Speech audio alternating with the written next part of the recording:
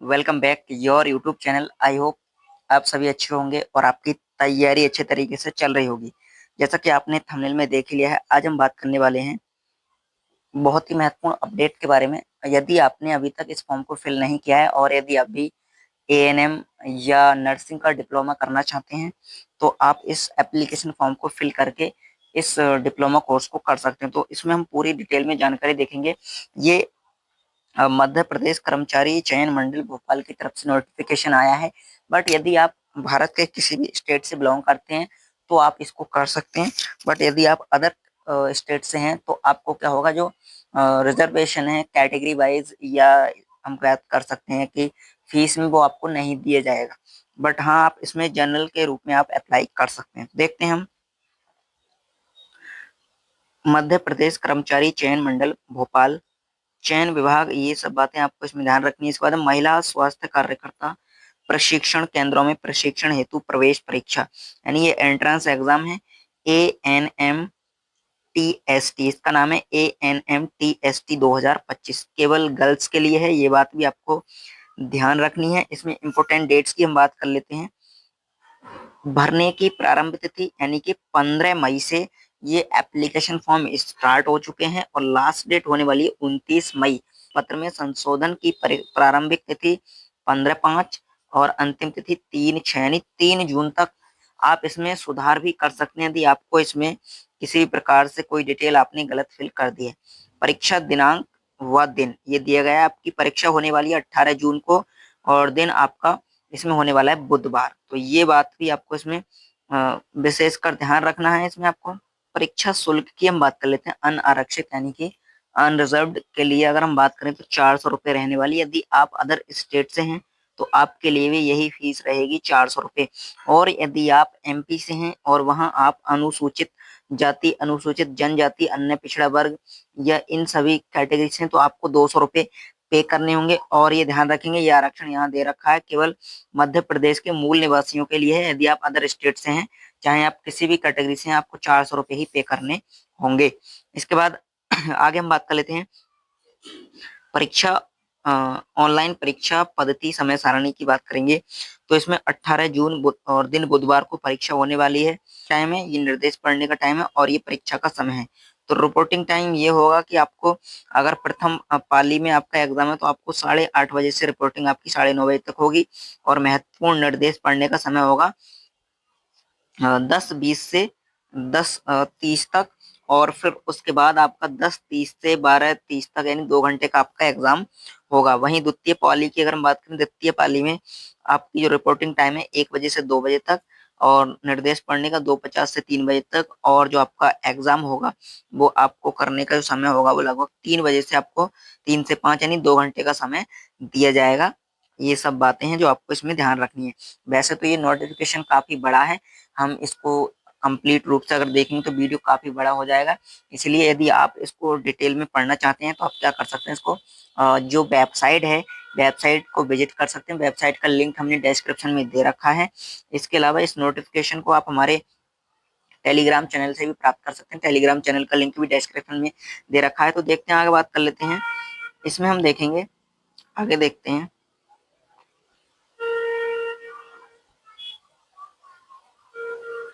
और ये बात आपको ध्यान रखनी है, इसमें ANM पाठ्यक्रम 2 वर्ष में प्रवेश संबंधी नियम है ये इसके।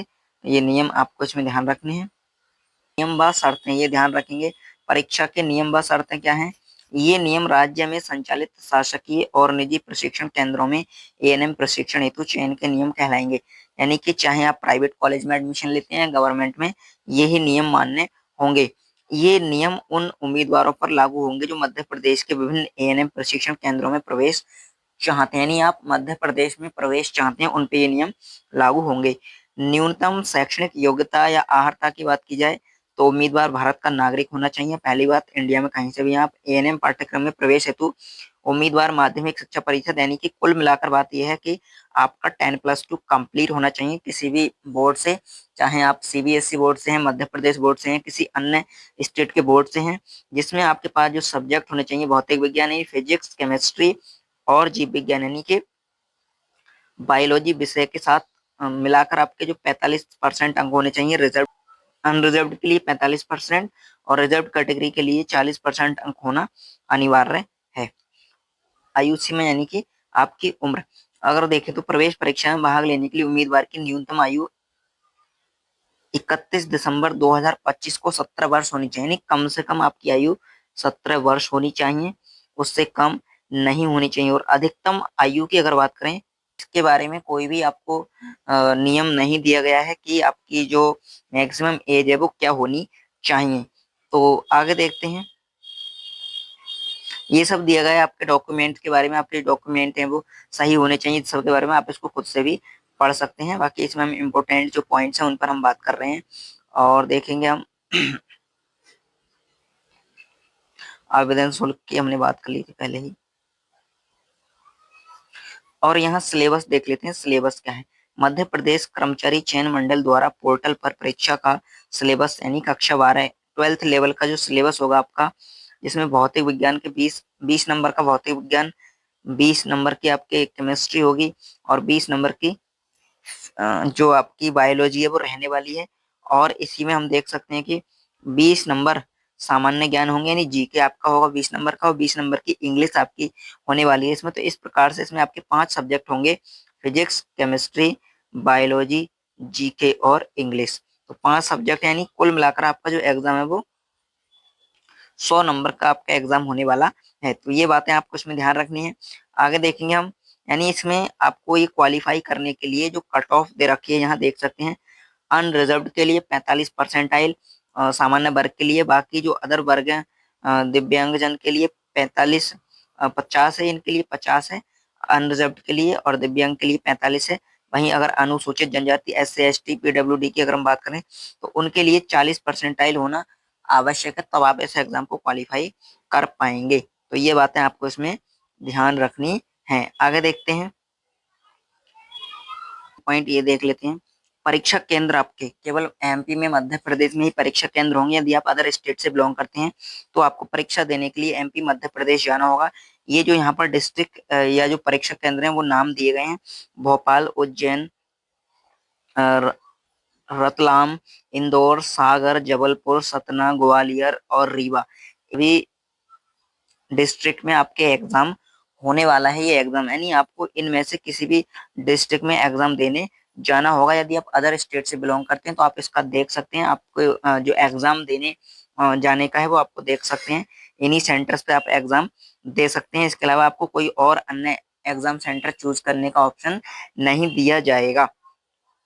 और यदि आप इस सिलेबस पर एक सेपरेट वीडियो चाहते हैं तो हमें कमेंट कर सकते हैं, हम इसके सिलेबस पर एक सेपरेट वीडियो लेकर आएंगे। उसमें हम बात करेंगे एक एक यूनिट की या फिर टॉपिक की हम बात करेंगे और डिटेल में कैसे पढ़ना है, क्या छोड़ना है, वो सब बातें हम इसमें करेंगे।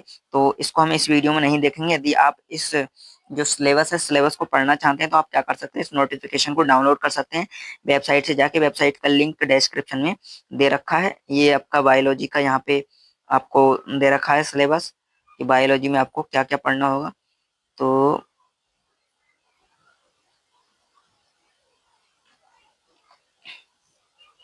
जीव विज्ञान में आपके ये लेसन है, जनन, अनुवांशिक विकास, मानव कल्याण में जीव विज्ञान, जैव प्रौद्योगिकी और पारिस्थितिकी।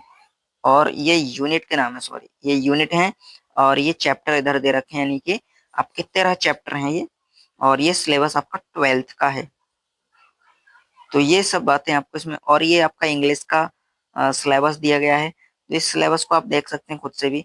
ये सामान्य ज्ञान का यानी जीके का सिलेबस है। हमने बात करी जो इम्पोर्टेंट अपडेट्स हमारा, यानी कि ANM या नर्सिंग डिप्लोमा के बारे में। यदि आप भी ये डिप्लोमा करना चाहते हैं तो आप क्या कर सकते हैं, इस एप्लीकेशन फॉर्म को फिल कर सकते हैं। इसकी लास्ट डेट 29 मई होने वाली है। आज की वीडियो में इतना ही, मिलते हैं अगली वीडियो में, तब तक के लिए धन्यवाद।